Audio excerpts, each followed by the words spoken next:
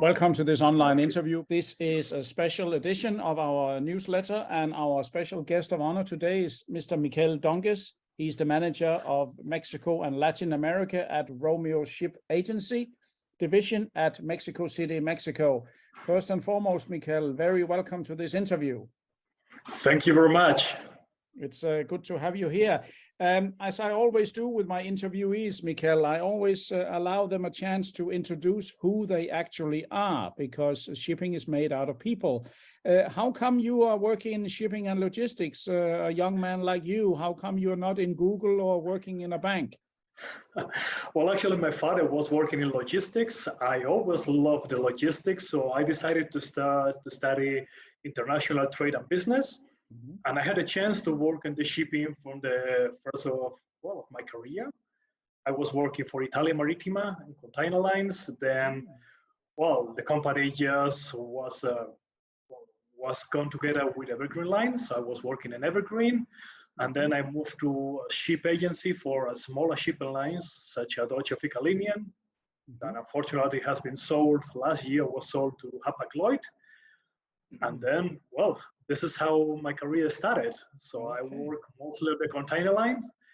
And then at the moment, it's been a few years since we are working mostly on the project cargo, break bulk, tramp, as a ship agents here in Mexico and Latin America, as well as other countries such as Spain, Portugal, and West Coast of Africa and North Africa as well. Okay, that's interesting. What can you tell me about Romeu Ship Agency in Mexico City? I understand you belong to the TIBA group, but you are a shipping agency, and that means you represent ship owners, right? It's correct. We represent different ship owners. We normally do the vessel husbandry, also the loading and unloading of the cargo. Mm-hmm. So we're in between the Mexican authorities, port authorities, and also the freight forwarder. For example, TIBA is the freight forwarder, normally is the cargo owner. We are the vessel handler most of the times. Okay, that's very interesting. Mexico has a lot of ports. You have Gulf ports, you have also Pacific ports. Which ports would you say are the most active for project cargo in your country? At the moment, the biggest one is Manzanillo port, especially because all the cargo from Asia comes to Manzanillo port. Mm-hmm. Also, the second largest one would be Veracruz port. Which one? Of the cargo, Veracruz port. Veracruz, is in the Gulf. Veracruz port, yeah. All the cargo from Europe, it comes to Veracruz port. And nowadays we are seeing a growing demand on Ensenada that's close to the US-Mexico border, especially for what they call nearshoring. Okay. Yes, I could imagine that a lot of production in China, I understand, is being moved to Mexico in order to be closer to North America, right? Yeah, that's correct. We are seeing, I think we will have in logistics, I will say it's a booming time from I think until 2028. Let's say more and more cargo is coming into Mexico, especially project cargo. Okay. Just for the new factories to set up, or the Mexican factories just to get bigger and bigger, especially for the US demand. Okay, that's interesting. Tell me about Romeu Shipping Agency in Mexico. How many people are you there, and where are you located office-wise? Well, actually here everything is centralized in Mexico City. This is where we are the head office, and then we got a different port offices just for the vessel handling, just in Veracruz, Altamira, Tampico, both of them, also Manzanillo, and we are also opening in Ensenada port. Okay. Due to this nearshoring booming. Okay. So at the moment we are 25 people. Right. Okay. And still growing and growing. Yes, of course. No, but that's, are there any particular shipping lines that you represent, or is it mainly case by case? Ship owner? At the moment, it's mainly case by case. We got a different ship owners such Varamar. We are their agents here as well in Europe and where we are located as well.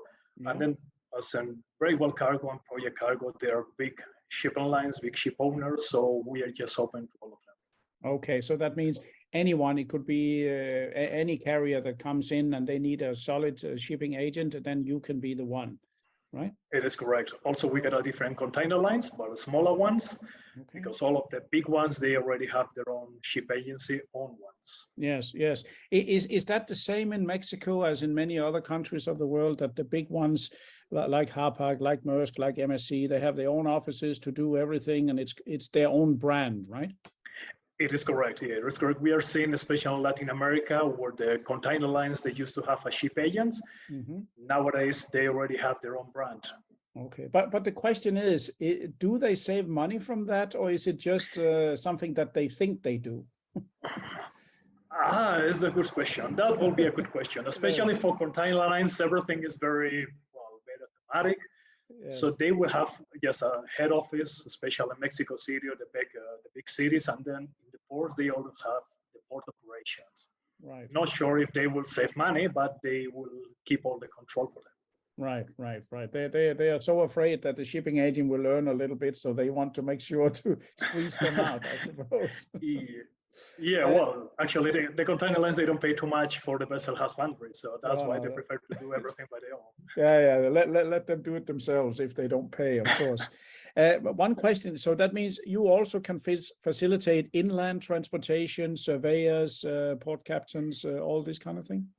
It is correct. It is correct. Normally in Mexico, all the companies, they normally do the tracking by themselves.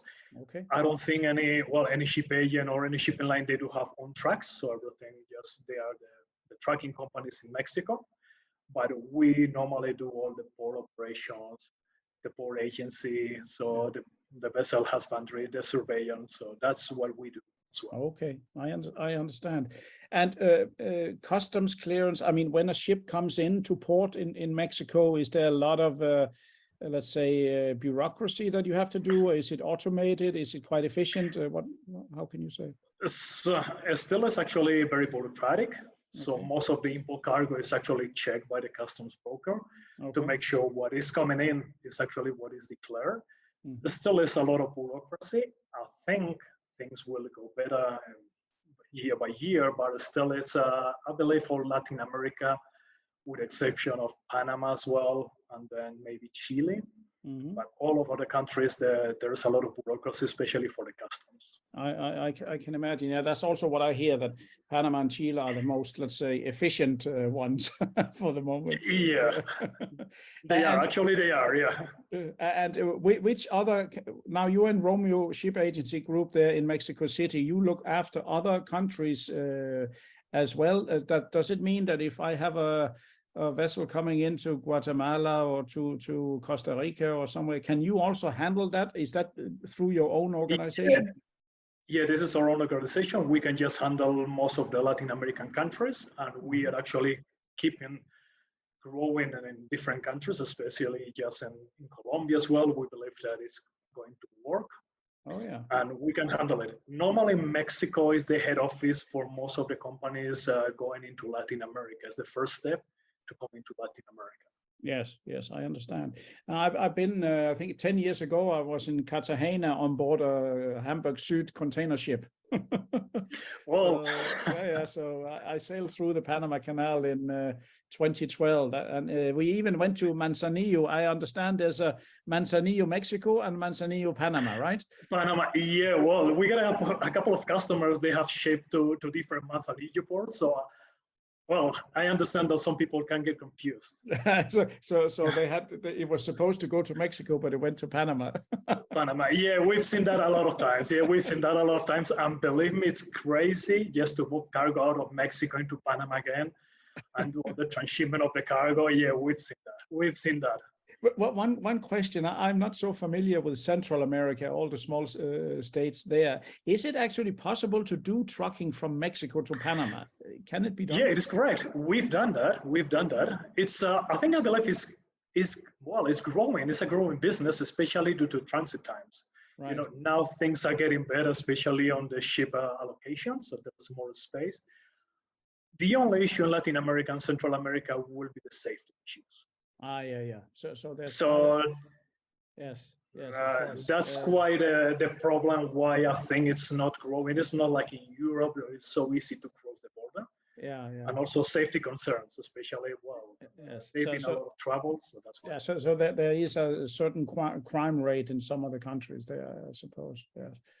Yeah, cross-border is not easy, but yeah, it's something is growing actually at the moment because especially at the transit time.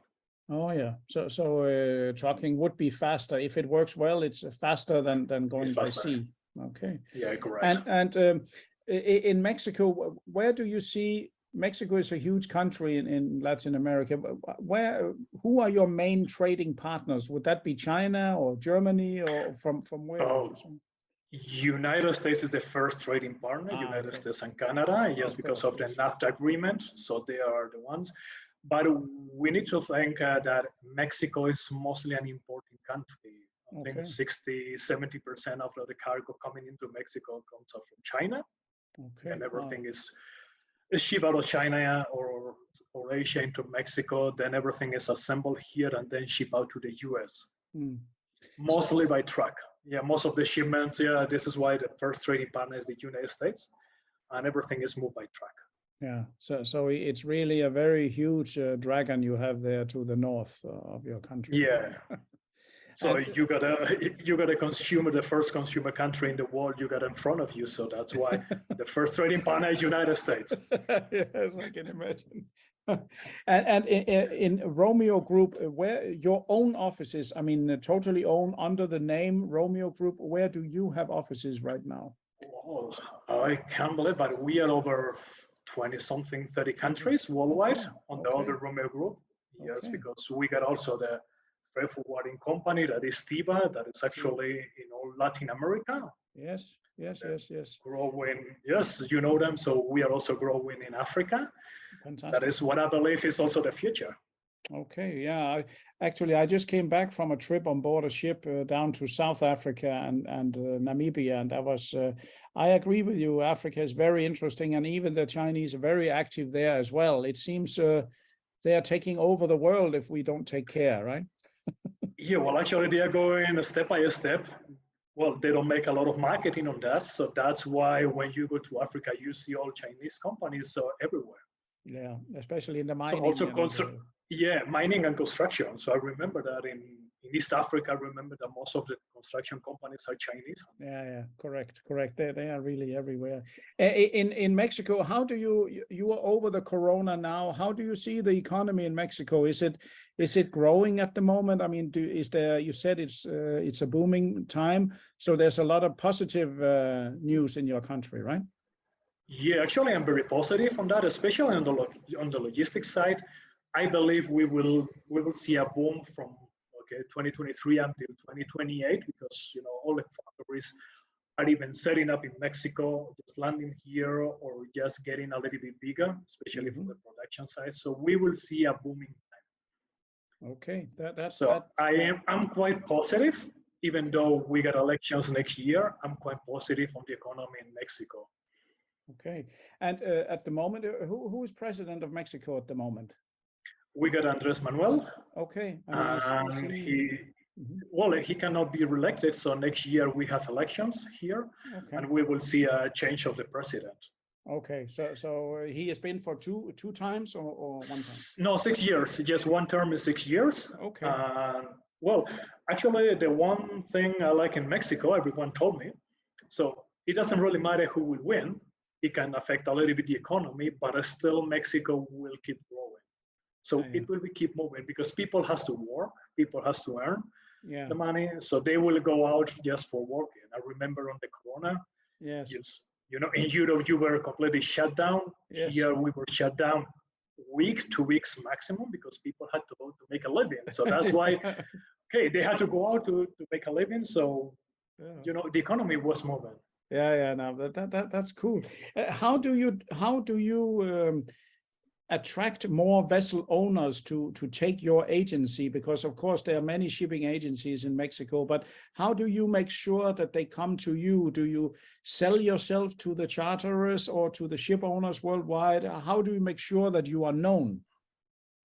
So actually Romeo Group is known, well, mostly in Europe and also in Africa. Yeah. We work with different ship owners. We got more people working there. So some ship owners, they already know us. And then we get the expertise. We get also one department. We got another company just called Canard Ship for the oil and gas. Okay. So we are quite well known, especially on the oil and gas sector. My boss and colleagues, they travel to Houston. So we are quite known from the ship owners. We do also control some cargo. So that's good for us because we control the cargo and we also control the ship. So that's really a win-win situation for the ship owners. Yeah, definitely. So they can come in and discharge. You might even have cargo for them to load outbound. So, Yeah, oh yeah, so we know cool. also the freight forwarders. Because we got also the container division, so we got also the project cargo. So at the Okay. end of the day, our customers on the containers, some of them are the same for the breakbulk cargo, so that's good for us. That's very good. You know that some of the ship owners, the big ones, very big ones, they now would like to be freight forwarders too. Yeah. Have you heard about this in Mexico as well? Yeah, I heard about this. Also, I'm seeing it because Maersk Line actually is, well, they are opening an offices here just to control everything in Mexico and Brazil. They will have the centers. So we are seeing that the container lines are actually a freight forwarded with ships and containers. They are not a pure shipping line anymore. Right. So that means when you next time have to ship your own containers, you will not book with Maersk Line, I think. Well, yeah, actually, we work with Maersk Line. We know how they are working. I believe will be a tricky situation, even though they say they are not a freight forwarder. At the end of the day, they are a freight forwarder with ships and containers. Yeah, sure. We will see in 2024 when they split up with MSC. We will see. Yes, that's a good point. It's that marriage now comes to an end. I've noticed that MSC are buying ships left, right, and center. They are very, very big, these two. They earned so much money during Corona. They don't know what to do with it all. Yeah, so keep buying companies, and let's see next year, because you've said that. So actually, volumes are dropping. So we will see how they will fulfill the ships. So that's going to be interesting. Yes, there's some person told me during an interview that when the ship owner starts to invite you for lunch, then you know that they want your cargo. Yeah, well, you've seen that as well. You've seen some big freight forwarders like Kuehne+Nagel, DSV, Schenker, these people that they were a little bit surprised when the ship owners they start calling them again. Okay, you were not interested in my cargo years ago, and then now you're calling me. Seems strange, right? Yeah, exactly. Who are the major? You mentioned that some of the big. Who are the major freight forwarders active in Mexico? For example, if you say Mexico, Europe, is that Kuehne+Nagel and yeah, you got a typical ones, the big ones: Kuehne+Nagel, DSV, Schenker, C.H. Robinson, Geodis. You got a big players here in Mexico. Yeah. And I remember that I think years ago I heard that maybe for Kuehne+Nagel Mexico was one of the most profitable countries. Okay, yeah. Mexico, it's in terms of volume in containers, what I can say is that they are moving between 6 to 7 million TEUs. Cool. This includes also the empty, so it's not a much volume in terms of TEUs. You see, okay, 6-7 million TEUs is nothing. Right. But it's an interesting market, and I remember I shipped some cement plants into Mexico, and like you said, a lot of production is moving to your country now from overseas. Yeah, you gotta hear Volkswagen, okay, BMW, they are opening more and more plants and also making bigger. So when you see the investment, the amount of investment just been moved in Mexico, so it's quite interesting. Also, Tesla is opening a new factory here, so really? Everyone is interested. Yeah, Tesla, I think they announced it 1 month ago. Okay. Weeks ago, so they are opening one of the biggest plant here in Mexico, in Monterrey. Okay. That's a 4 hours drive from the U.S.-Mexico border. Wow, that's cool. As they say, Elon Musk, the South African, he's everywhere. Yeah. Yeah, well, I believe the EV cars, they are the future. Yeah. So Mexico, it's one of the largest car manufacturers in the world. Yeah. Mostly goes to the United States. Yeah. But they are making more and more cars to the US market. Yeah, interesting. I think you are, to be honest, I have been to Coatzacoalcos and Tampico and Veracruz when I was 5 years old in 1968. But I can't remember it, and I have not been to Mexico since. It's my fault. I should actually visit Mexico City, and I heard the food is fantastic there. So when I get over there, then you can buy me a lunch. For sure, you are very welcome here. You will see how ports are growing. So yes, you will see, it changed a lot from the 60s to nowadays, for sure. So it will be interesting. So you will understand how Mexico and also Latin American countries work, why the bureaucracy exists. Yes. So you can understand why everything is a little bit more, let's say, complicated than in Europe or in the US. business. Yeah, but you can say that Europe and US also, we are not so complicated, but somehow we also very boring. It's it's quite boring. Yeah, So, yeah, everything is. Yeah, my colleagues they told me, yeah, because we got some people moving from here into Europe to work to yeah, make a practice there, and they told me, look, everything is quite easy, quite it's fast, it's not complicated. So, oh, that's why here you got a lot of players. yeah, So yeah. You need to use your brain more. yeah, well, actually, here you need to, yeah, for sure. Yeah, you tell it better than anyone. Yeah, you say Very that. good, very good, Mikel. Now I must say it's been a pleasure to talk to you, and you look like a happy guy. And I don't need to mention to the viewers that you will become a father soon, perhaps, but you do like a very happy guy, and there's some exciting For times sure. ahead for you. So I want to say, not least, happy congratulations with that coming up, and also many thanks for this interview. Thanks to you. Have a great day. You are always welcome here. Thank you, Mikel. And to Thank all our listeners, viewers from around the world, this was another great interview by Project Cargo Weekly. Our special guest of honor today has been Mr. Mikel Donges. He is the manager for Mexico and Latin America for the Romeu Shipping Agency Group, part of TIBA, and is located in Mexico City. He certainly knows his business and is a proactive and very kind gentleman. So do contact him direct if you need. And from me, thank you very much, and stay tuned for more interviews in the near future. Thank you.